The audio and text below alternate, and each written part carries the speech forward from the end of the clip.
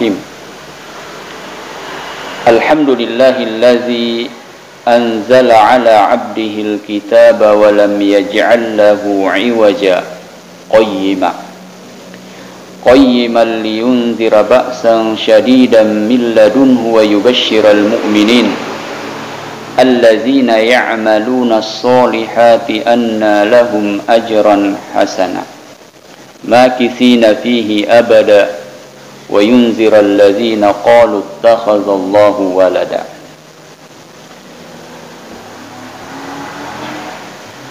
Jamaah yang dimuliakan oleh Allah, kemarin sudah kita sampaikan tentang alhamdulillah, yaitu pujian hanya untuk Allah Subhanahu wa ta'ala. Kita memuji, kita bersyukur kepada Allah Subhanahu wa ta'ala atas segala nikmat yang diberikan, baik nikmat yang zahir, yang nampak, maupun nikmat yang batin atau yang tidak kelihatan, atau nikmat yang terkait dengan agama ini maupun nikmat yang terkait dengan dunia yang sekarang kita berada di dalamnya. Kemudian juga sudah kita sebutkan bahwa nikmat yang paling besar atau yang paling agung yang diturunkan oleh Allah Subhanahu wa ta'ala atau yang diberikan oleh Allah Subhanahu wa ta'ala kepada hambanya adalah dengan diturunkannya Al-Quran. Sebagaimana di dalam ayat ini disebutkan, alhamdulillahillazi anzala ala abdihi alkitab. Segala puji bagi Allah yang telah menurunkan kepada hambanya Alkitab. Dan Alkitab yang dimaksud adalah Al-Quran. Ini adalah nikmat yang sangat agung, di mana Allah Subhanahu wa ta'ala menurunkan kepada hambanya, dalam hal ini melalui Nabi Muhammad sallallahu alaihi wasallam. Kemudian beliau menyampaikan Al-Quran ini kepada seluruh umat manusia. Dan Al-Quran yang diturunkan oleh Allah Subhanahu wa ta'ala, dia adalah qayyimah, dia lurus. Kata para ulama kita, lurus dalam artian tidak ada kedustaan di dalamnya, tidak ada perselisihan di dalamnya. Itulah Al-Quran. Jadi selamat dari dusta, selamat dari perselisihan. Maka dengan berusaha istiqamah menjalankan apa yang Allah perintahkan di dalam Al-Quran, atau apa yang Allah Subhanahu wa ta'ala khabarkan, sampaikan di dalam Al-Quran, maka itu akan mengisi hati-hati kita dengan keimanan, dengan ilmu, atau informasi-informasi yang lain seperti tentang nama-nama dan sifat-sifat Allah Subhanahu wa ta'ala, termasuk perkara-perkara yang gaib, ya, seperti persoalan alam kubur, persoalan ya akhirat, atau persoalan-persoalan yang lalu, yang sebelum kita, sebelum Nabi Muhammad sallallahu alaihi wasallam juga dikhabarkan dalam Al-Quran. Pada awal-awal pertemuan kita sudah sebutkan bahwa Al-Quran itu 3 bahasan utamanya. 3 bahasan utama dari Al-Quran itu. Yang pertama membahas tentang tauhid, membahas tentang akidah, ya. Ya, jadi lebih umum membahas tentang ya, akidah, ya. Kalau kita bicara masalah akidah berarti mencakup seluruh keimanan, ya, rukun iman. Tapi kalau kita membahas masalah tauhid, hanya sebatas pada al-imanu billah, bagaimana kita beriman kepada Allah dari sisi rububiyahnya, uluhiyahnya, dan asma was sifat. Itu yang pertama pokok bahasan dari Al-Quran. Kemudian yang kedua, membahas tentang halal dan haram. Ya, membahas tentang halal dan haram atau perkara-perkara syariat. Semua ada di dalam Al-Quran. Kemudian yang ketiga, tentang kisah-kisah. Kisah-kisah para nabi atau kisah-kisah orang soleh terdahulu, dan juga beberapa kisah orang-orang musyrik seperti kisahnya ya Fir'aun. Oleh karenanya Al-Quran ini ya, atau Alkitab yang diturunkan oleh Allah Subhanahu wa taala semuanya mengabarkan itu. Sehingga ketika kita berusaha memahami Al-Quran ini dengan sebaik-baiknya, terkhusus kita patuhi apa yang Allah perintahkan dan kita tinggalkan apa yang Allah larang, maka itu akan mentazkiyah jiwa kita, akan mensucikan, akan membersihkan jiwa kita. Kemudian jiwa itu akan tumbuh ya, akan tumbuh, akan berkembang ya, dengan adanya keimanan, dengan adanya ma'rifah atau pengetahuan, maka jiwa kita, diri kita akan menjadi tumbuh, berkembang dan berkualitas di sisi Allah Subhanahu wa taala.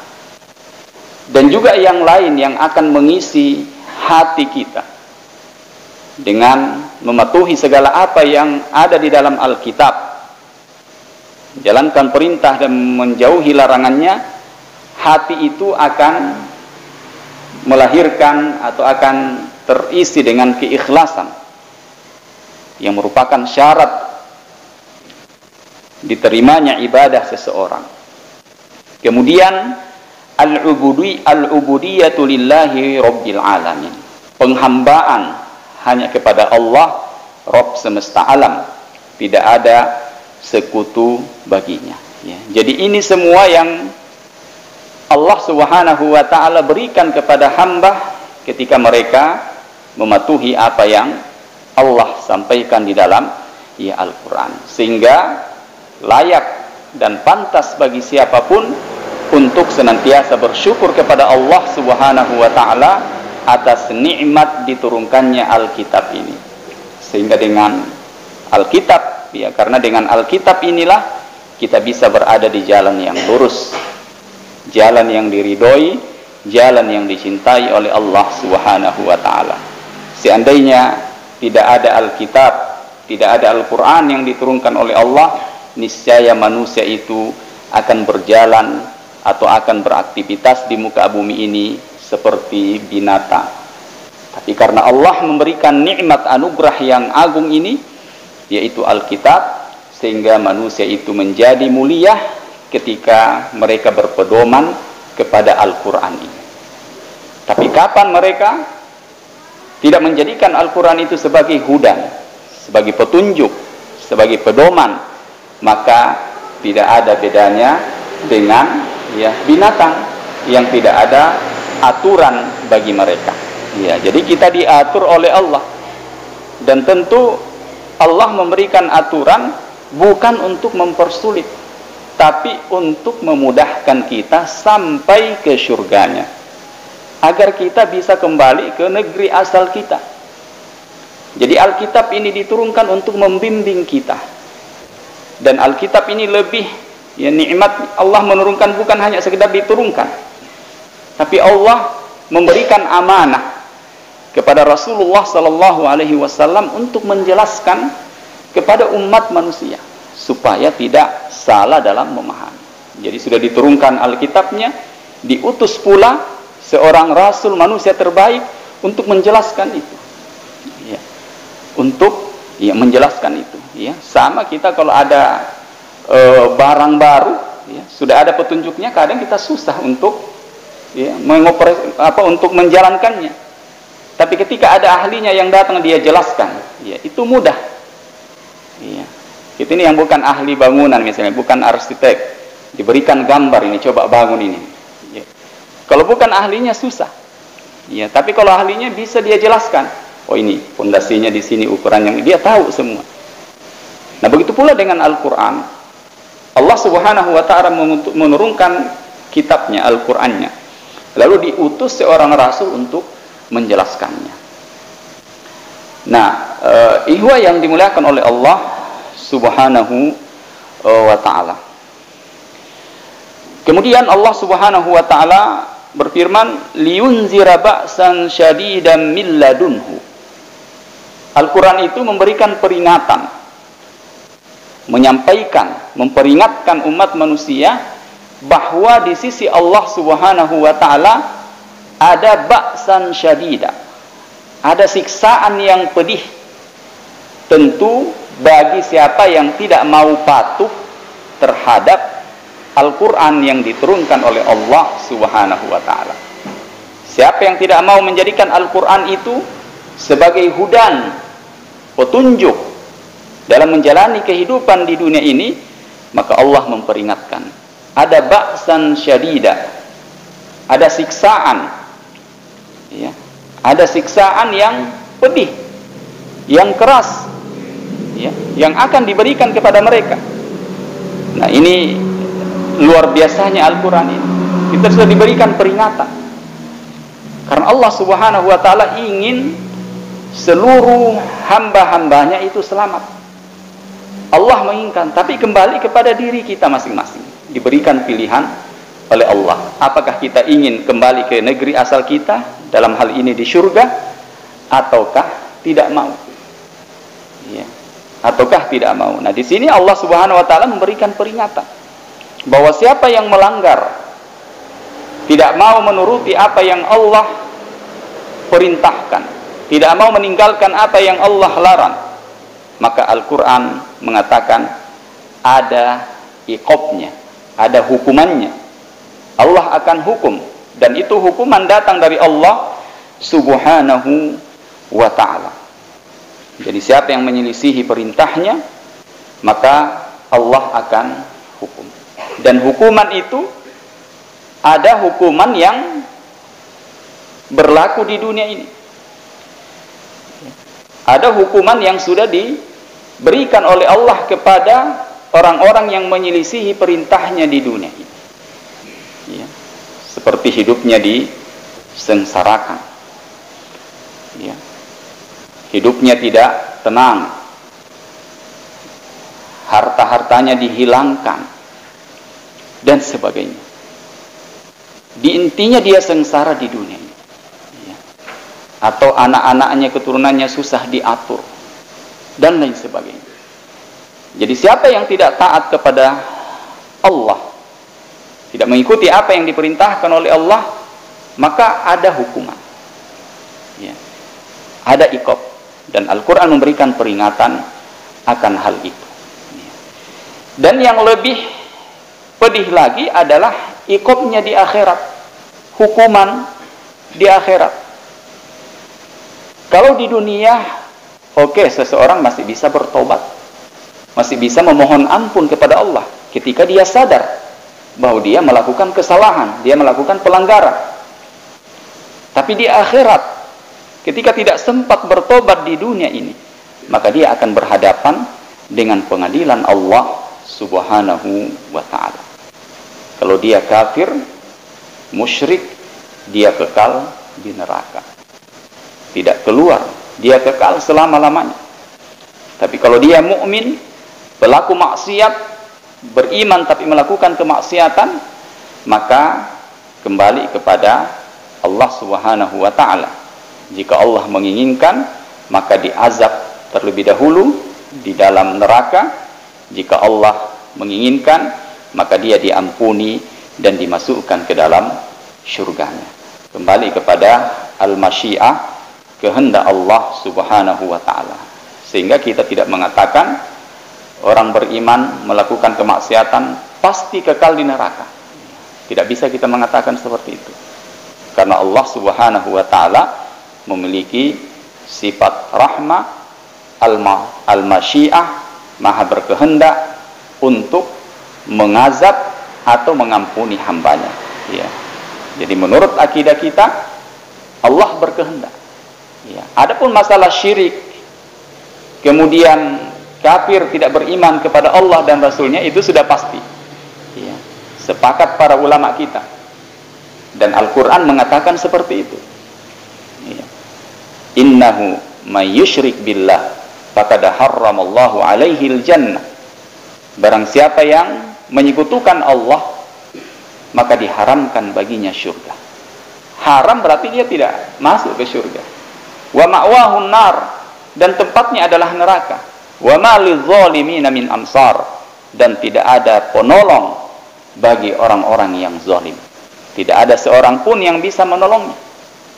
Dan kezaliman yang paling besar di muka bumi ini adalah menyekutukan Allah. Sebagaimana nasihat Luqman kepada anaknya, ya bunayya, wahai anakku, la tusyrik billah, jangan menyekutukan Allah, jangan menduakan Allah, jangan menyembah kepada selain Allah. Inna syirka la zulmun azim, sesungguhnya syirik itu merupakan kezaliman yang paling besar. Ya, kezaliman yang paling besar. Baik. Jadi ada hukuman, ya, yang diberikan. Wa hadza aidan min ni'amihi an khawwafa ibadah. Ketika Allah Subhanahu wa taala memperingatkan kita seperti dalam ayat ini, liyundira ba'san syadidan min ladunhu, bahwa Allah memberikan peringatan, memperingatkan bahwa ada siksaan yang pedih yang datang dari sisinya bagi siapa yang menyelisihi aturan-aturannya, perintah-perintahnya. Ketika ada peringatan seperti ini adalah nikmat. Ya, nikmat karena Allah Subhanahu wa taala memperingatkan kita, menakut-nakuti kita supaya tidak melanggar aturannya. Supaya tidak melanggar aturan Allah Subhanahu wa taala.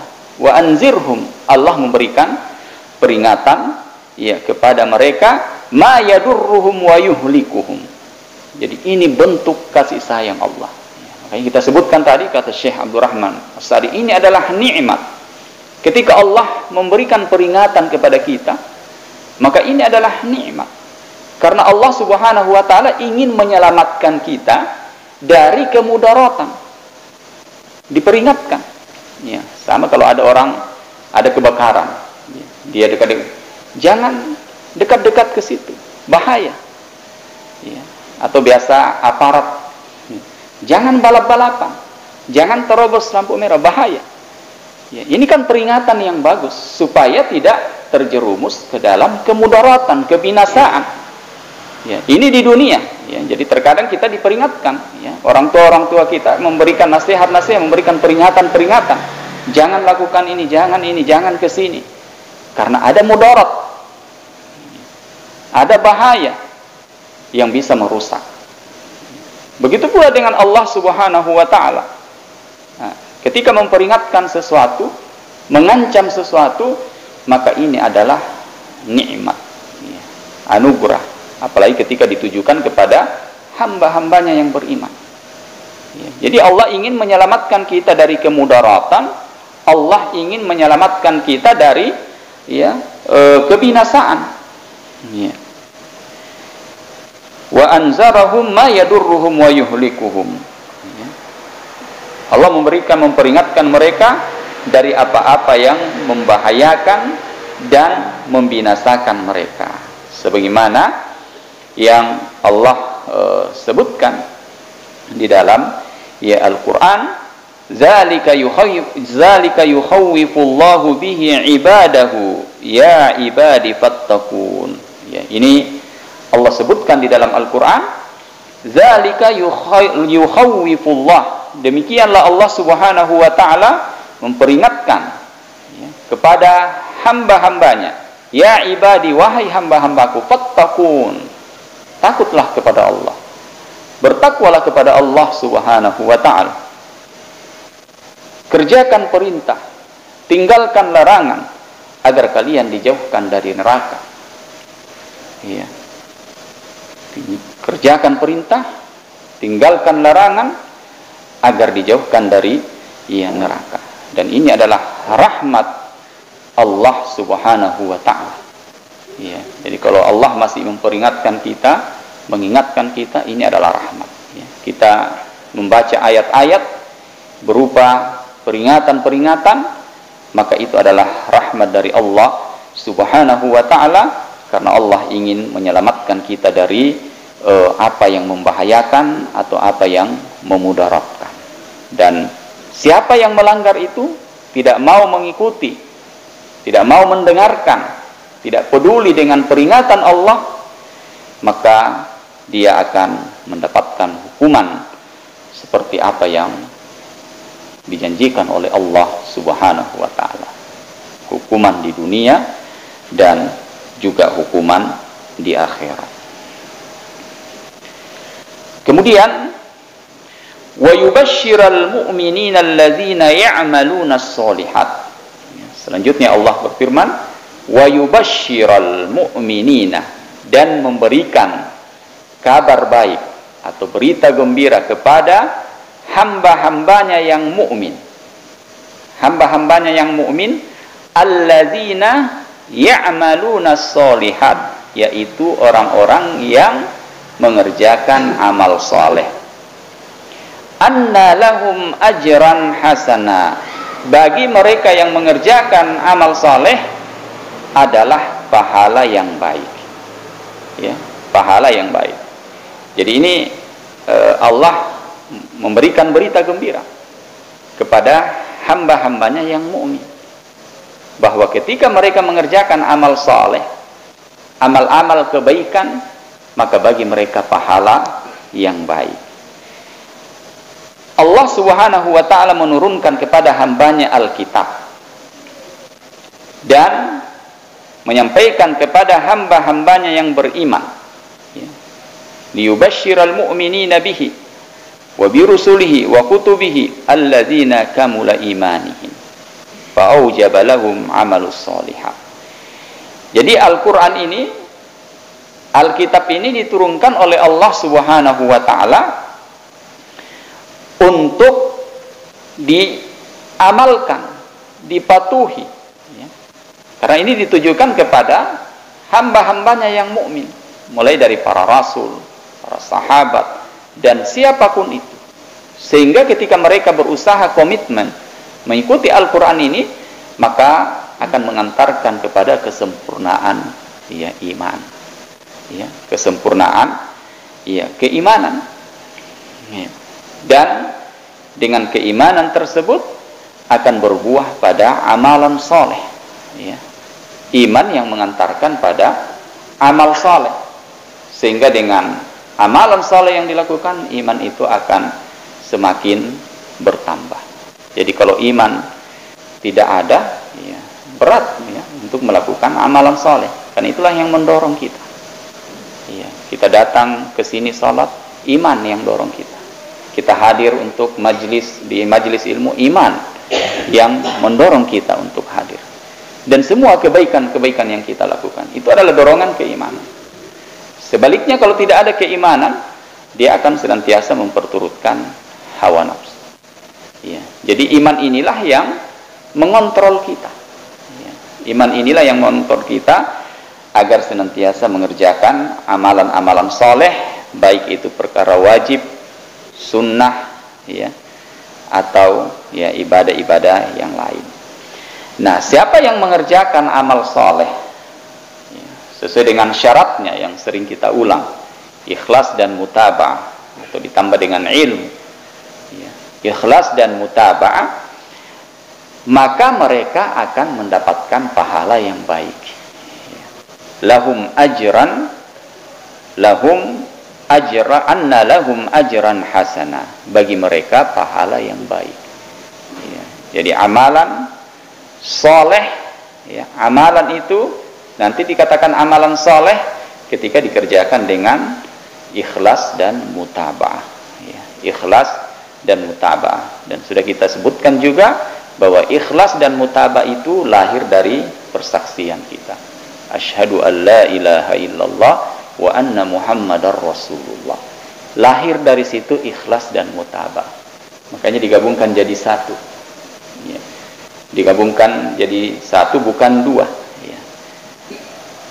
Ya, ada yang mengatakan kenapa ini tidak dijadikan asyhadu an la ilaha illallah rukun pertama, asyhadu anna muhammadar rasulullah rukun kedua. Kenapa dijadikan satu, digabungkan?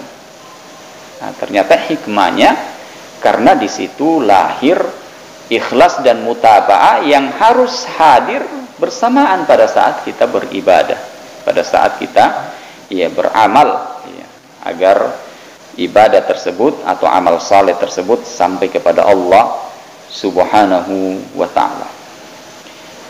Anna lahum ajran hasana, bahwasanya bagi mereka pahala yang baik, yang mengerjakan amal saleh tadi dengan ikhlas dan mutaba'ah. Pahala yang baik adalah as-sawabul ladzi rattabahu Allahu 'alal iman wal 'amalis saleh. Pahala yang Allah Subhanahu wa ta'ala berikan karena ada iman dan amal saleh. Artinya orang kalau beramal, walaupun itu kelihatannya amal soleh, baik, dia bersedekah, bagus, tapi tidak ada iman, dia tidak beriman, apakah itu mendapatkan pahala yang baik di sisi Allah? Tidak. Tapi di sisi manusia, oke, mungkin dia mendapatkan pujian, oh dia sangat baik, luar biasa. Tapi bagi kita, agama kita, segala amalan itu nanti dikatakan amalan soleh kalau didasari dengan keimanan. Walaupun dia bersedekah setiap hari, berkurban setiap tahun, keliling dari pesantren ke pesantren membagi-bagi hadiah, tapi kalau dia tidak beriman, pahala itu tidak bermanfaat. Dia tidak dapat ajran, dia tidak dapat pahala. Jadi yang dapat pahala, sebagaimana yang dijelaskan dalam ayat ini, anna lahum ajran hasana, adalah ketika ada iman dan amal soleh, dan Allah Subhanahu wa ta'ala memuliakan dan memenangkan mereka dengan keridhaan dari Allah, yaitu dukhulul jannah, masuk ke dalam syurga.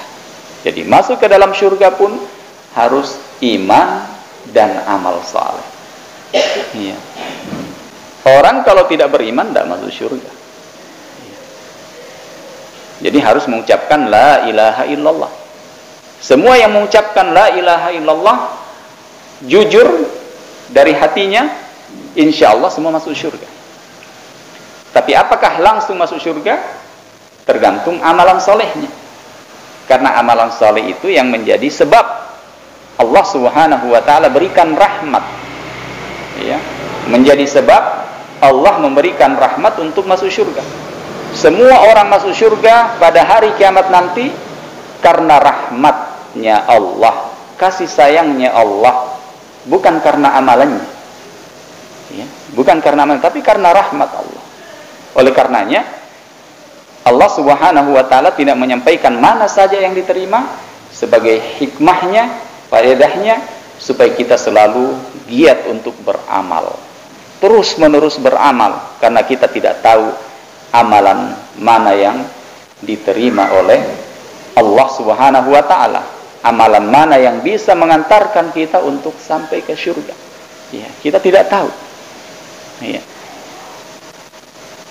Makanya Rasulullah SAW pernah mengatakan kepada para sahabatnya, yang artinya tidak ada seorang pun yang masuk ke dalam surga karena amalannya. Tidak ada seorang pun yang masuk surga karena amalannya. Kata para sahabat, kalau begitu kita diam saja, kalau begitu bertawakal. Kata Rasulullah, tidak, tetap beramal. Karena Allah Subhanahu wa ta'ala akan melihat amalan-amalan kalian. Allah akan melihat. Jadi siapa yang beramal dengan ikhlas, siapa yang beramal dengan mutaba'ah, mengikuti Rasulullah sallallahu alaihi wasallam, itulah amalan saleh. Jadi semakin banyak amalan saleh yang kita lakukan, peluang untuk masuk surga pun juga semakin besar. Dan ada juga yang amalan salehnya sedikit, bahkan baru 1 atau 2, tapi sudah disebutkan di beberapa riwayat masuk surga. Ya, ini kan kembali kepada Allah. Allah Maha berkehendak memberikan rahmatnya kepada siapa saja. Ya, seperti contoh yang disebutkan di hadis-hadis tentang cerita orang-orang dulu, imra'atun baghiyah, wanita pelacur atau pelaku maksiat. Amalan yang sederhana, mengambil air lalu diberikan kepada anjing yang kehausan, itulah yang menjadi sebab Allah memberikan rahmatnya untuk masuk surga. Bisa jadi amalan yang sederhana kita lakukan, tapi pahalanya di sisi Allah menjadi besar. Makanya ada perkataan, kalau tidak salah disampaikan oleh Abdullah bin Mubarak, rubba amalin saghirin tukabbiruhu anniyah.